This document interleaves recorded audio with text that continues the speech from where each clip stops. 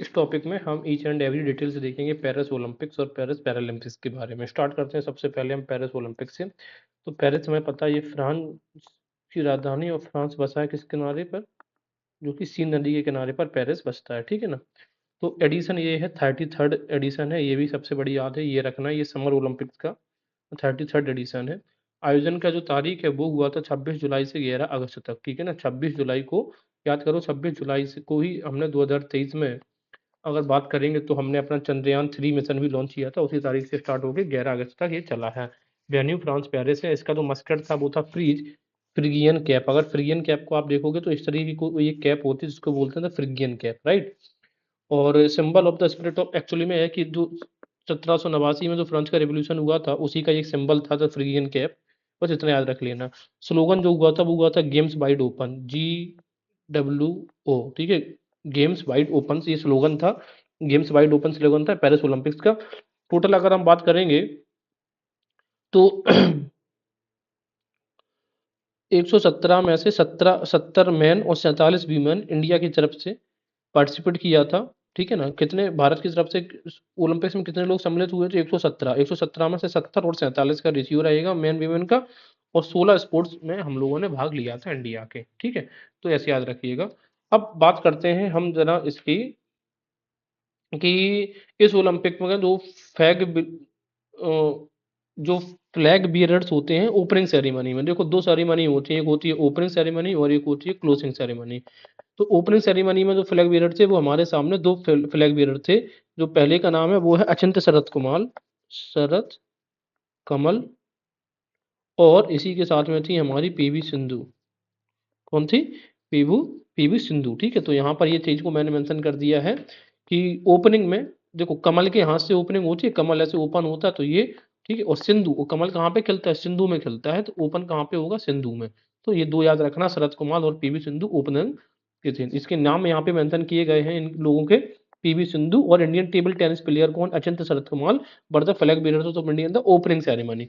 तो ओपनिंग कहाँ से? कमल से होगी, और सिंधु भी कमल खिलता है कमल में। अगर हम बात करेंगे क्लोजिंग सेरेमनी की तो फिर दो स्टार प्लेयर इस बार, एक तो है हमारी मनु भाकर जी और दूसरे हैं पी श्रीजेश, जो कि हमारे गोलकीपर ऑफ हॉकी केरला से बिलोंग कर। तो इन्होंने क्या किया है? क्लोजिंग की है। किसने? मनु भाकर ने और पी श्रीजेश ने की क्लोजिंग सेरेमनी में पार्टिसिपेशन किया था। इसके अलावा अगर हम बात करेंगे मिशन डी सेपर कौन अपॉइंट हुआ था, तो वो इस बार अपॉइंट हुई थी आपकी मैरी कॉम। कौन? मैरी कॉम।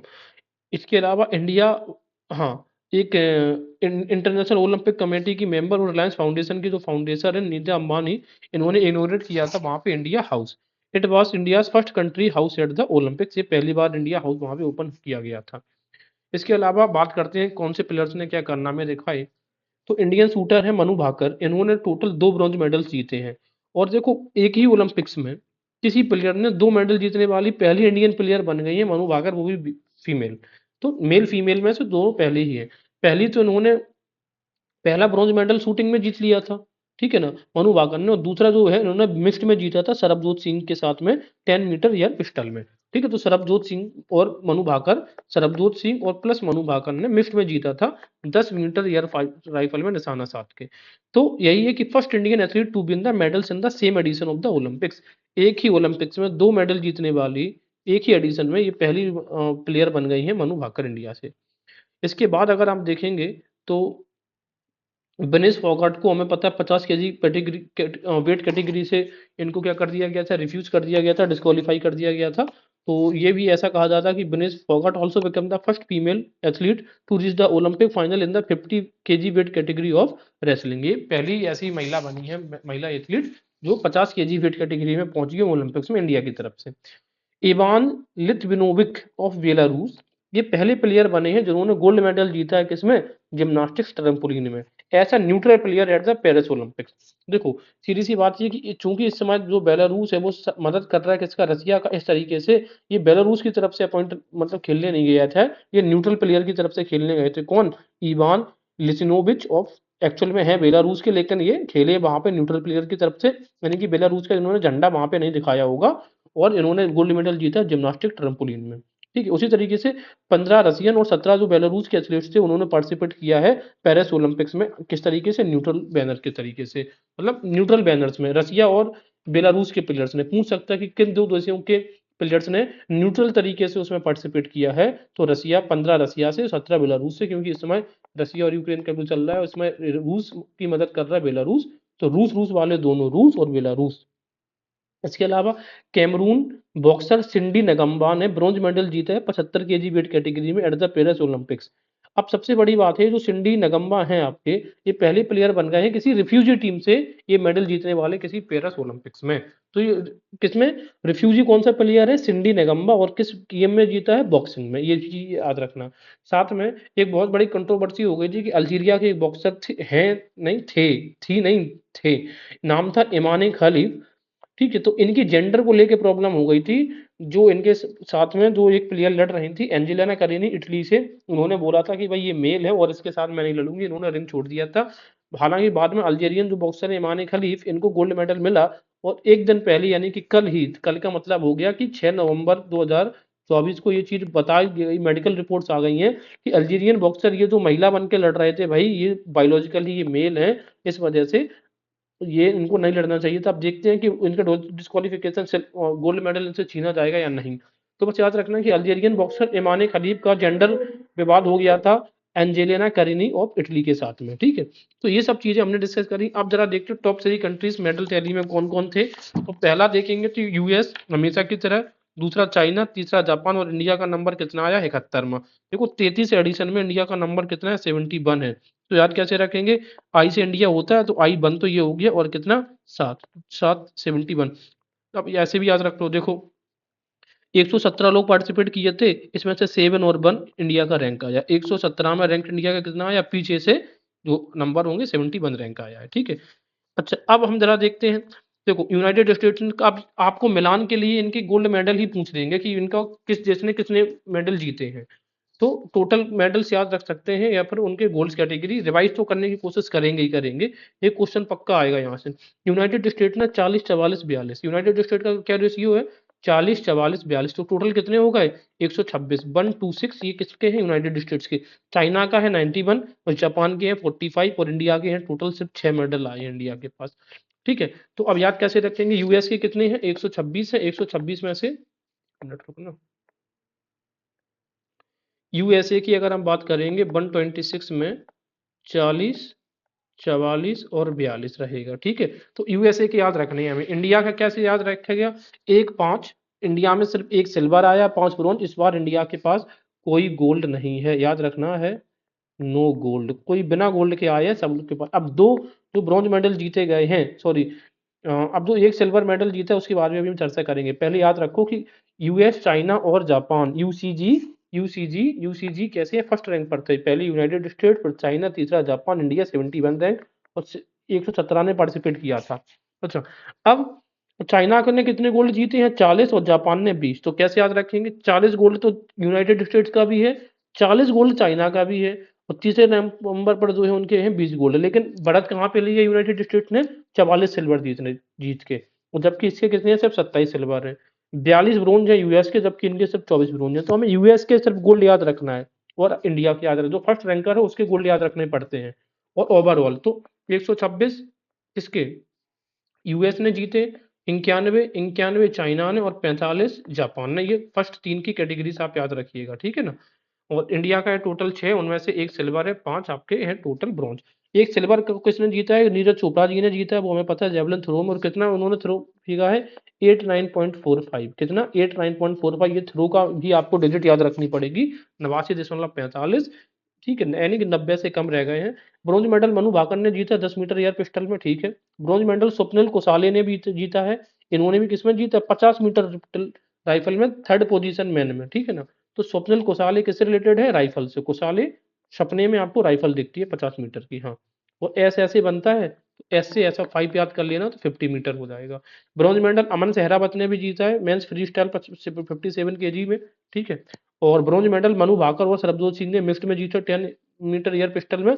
और ब्रॉन्ज मेडल हमारी इंडियन मेंस हॉकी टीम ने भी जीता है, और किसके विरुद्ध में, शायद यूके के खिलाफ, इंग्लैंड। तो ये चीजें थी हमारी सब ओलंपिक से रिलेटेड। अब हम बात करते हैं पैरालंपिक्स के बारे में। तो पैरालंपिक्स के बारे में हम सबसे पहले फ्लैग बीयरर्स की बात करेंगे। तो ओपनिंग सेरेमनी होगी, ओपनिंग सेरेमनी में इनके फ्लैग बीयरर्स कौन कौन थे? सुमित अंतिल और भाग्यश्री जाधव। ओपनिंग सेरेमनी में फिर से कह रहा हूँ, ओपनिंग में सुमित होनी चाहिए और ओपनिंग में आपको भाग्य की भी जरूरत पड़ती है। तो सुमित और भाग्यश्री ओपनिंग में थे। सुमित रिलेट करते हैं गेम से जेवलिन से, और भाग्यश्री जाधव शॉर्ट पुट की अच्छी प्लेयर मानी जाती हैं। इसके अलावा जब क्लोजिंग सेरेमनी की बात करेंगे तो क्लोजिंग में है हरविंदर सिंह। हरविंदर क्या है? आर्कर है। और प्रीति पाल कौन थी? स्प्रिंटर। तो पी से प्रीति, इसमें स्प्रिंटर। तो याद रखना दोनों के नाम। रिपीट कर रहा हूँ फिर से, ओपनिंग में आपको सुमित की जरूरत होती है और भाग्य की भी जरूरत होती है। तो ओपनिंग में सुमित अंतल, भाग्यश्री। सुमित अंतल का संबंध है जेवलिन से, भाग्यश्री का संबंध है शॉर्टपुट से। क्लोजिंग सेरेमनी में हरविंदर सिंह आर्कर हैं और प्रिंसिपाल स्प्रिंटर ने। 84 एथलीट्स गए थे पैरालंपिक्स के। कितने गए थे? 84, जबकि उसमें गए थे ओलंपिक्स में 117। तो 84 और 117 याद रखिएगा।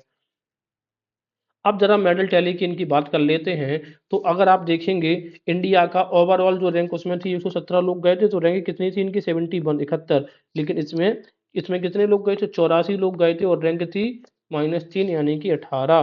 ठीक है, 18वां रैंक थी इंडिया की। इंडिया ने 7 गोल्ड, 7 9 13। कैसे याद रखेंगे हम? 7 9 13, 7 9 13, 7 9 13 ऐसे याद रखना। तो टोटल कितने हो जाएंगे आपके? 29 याद होता 29 हो जाएंगे। ठीक है ना, कितने हो जाएंगे? 29।